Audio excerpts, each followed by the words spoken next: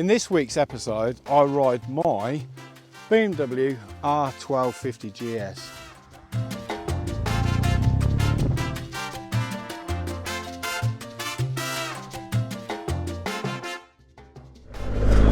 Right, before I start, I just want to say thank you if you're one of my first 1,000 subscribers. 1,000! Yes! What a mega star! I'm well chuffed, to be honest with you. Anyway, apart from all that, how's this thing riding after 4 years of ownership? Well, exactly the same as when I first got it. Now the bike's only done 16,000 miles, of which I've done about 15,000 because I bought this as an ex-demonstrator from Wollaston BMW in Northampton with about, I think it done about 800 miles, something like that. So it's riding as it should. Everything works on it. The brakes still work, the suspension's exactly the same. There's no horrible lights on, no warnings, no anything wrong with it really. It's exactly how it should be. I'm on its second set of tyres. I've had the tyres done. I think I've had brake pads done once on one of the servicings. I will say about the battery as well, because there's a lot of naysayers about the battery, the usual carry on you get on Facebook pages and so forth. They're all negative comments. Oh, the battery's crap. I've only left it for like a week and it won't start. It's blah de blah. This bike here is on its original battery that came with the bike. So 4 years old battery, just over. The bike, as I've already said, it's done like 16,000 miles. I only tend to ride it this sort of weather.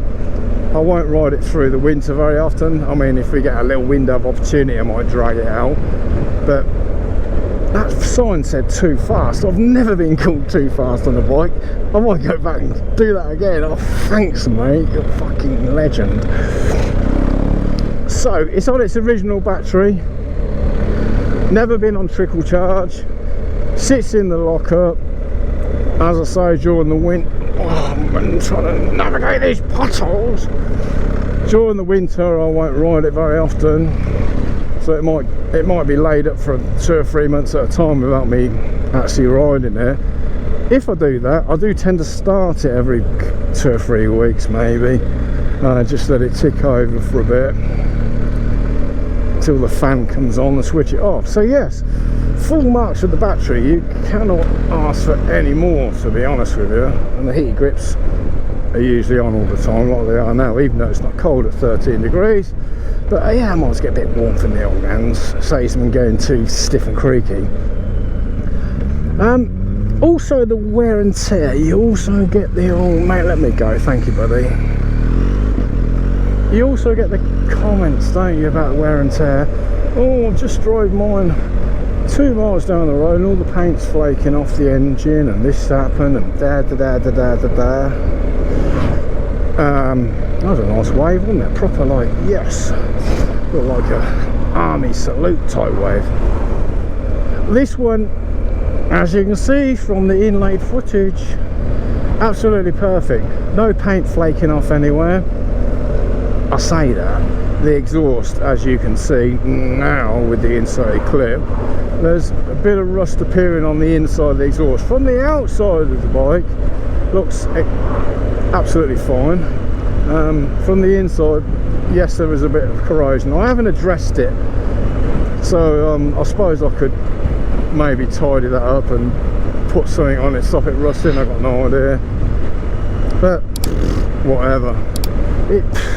After 4 years, it's not going to look like a brand new bike unless you literally don't ride it.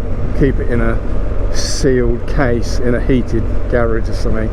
You know, they're meant to be ridden. Anyway, stop having the temptation to waffle. Wheels. I've got spoke wheels on this. I've had no trouble with spokes. All the spokes are tight. They've always been tight. They've never been tightened. So again, don't let people scaremonger you with the old spoke wheels falling to bits. Mine have been perfect. I'm not saying yours will, but I'm just saying mine will. Use that as a guide, if you will. Also with this one on the side of the tank as well, where your knee, the inside of your thighs rub against the tank. I've had no trouble there. I'm going to go through here again. I went through here the other week on the old F900. I'm doing it again on my 1250. This one's got no scuffage on the side of the tank whatsoever. I usually ride with these jeans on. Sometimes I'll put my waterproofs on over the top, depending, not very often, because I only tend to go out in nice dry weather. I mean, if I'm out and I get caught in the rain, I get caught in the rain, but I don't make a point of riding in like crappy weather. That's probably why there's no paint flaking off the engine. If I'm wading through all weathers, and look at these potholes, look, I don't want to look at that one much. Oh, that's a gnarly one as well. That would upset me spoke wheels, that one. What if I didn't notice that? I'm glad I put my glasses on.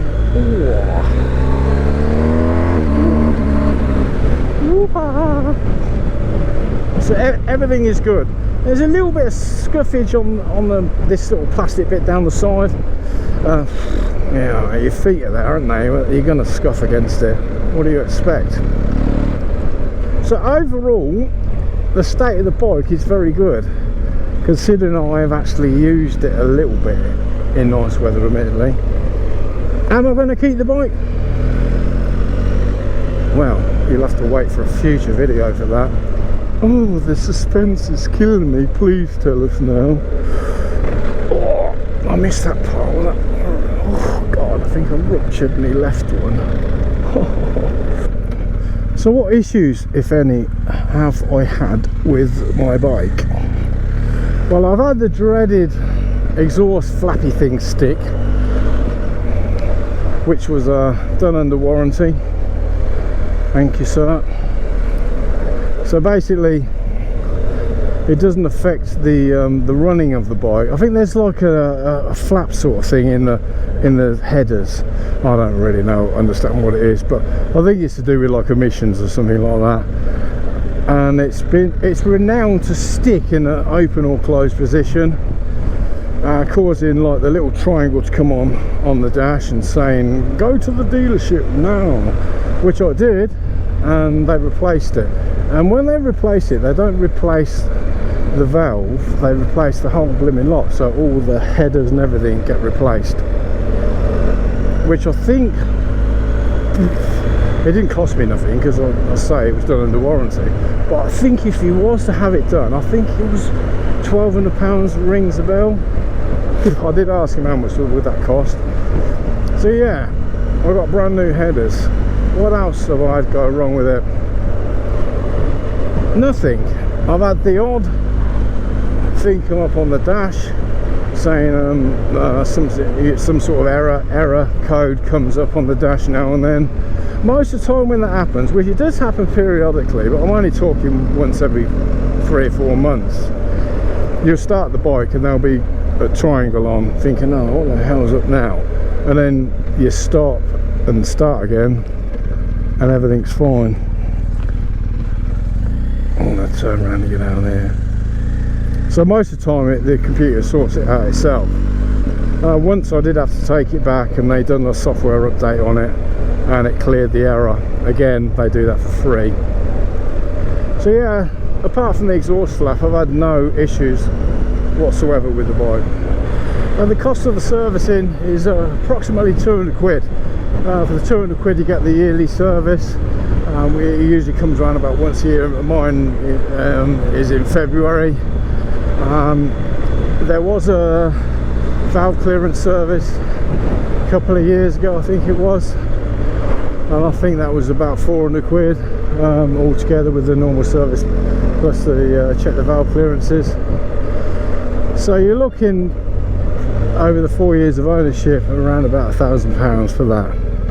Now the PCP is a way of financing the bike. The way that it works, if you're not familiar with PCP, is that the bike, £16,400, you basically finance half of it, which was £213 a month for 4 years, and at the end of it you owe 8,500 quid.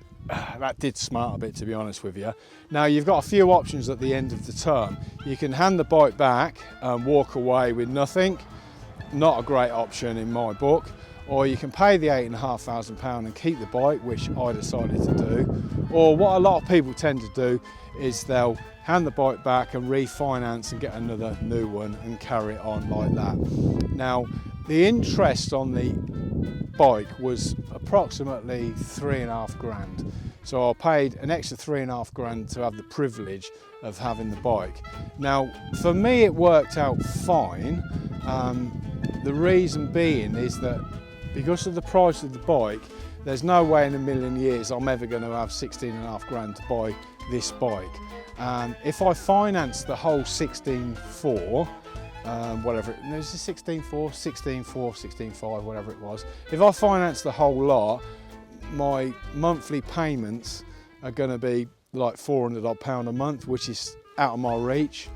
So it's kind of a way of having a bike that you can't really afford on a monthly payment basis. So it kind of suited me fine. Now I did sort of look in a different sort of way of this, because of obviously paying £3,500, it's a big slice of interest. Now let's say hypothetically I had 16.5 grand and I left it in the bank in my normal savings account. At the end of the 4 years time, I worked out at today's interest rate. Obviously interest rates vary from time to time, but it works out approximately 2.5 grand that I would have had in interest earned on £16,500 if I'd have had that money left in the bank over the 4-year period of owning the bike. Now, to me, that means I've only, I would nearly said wasted, I've only spent another £1,000 on interest.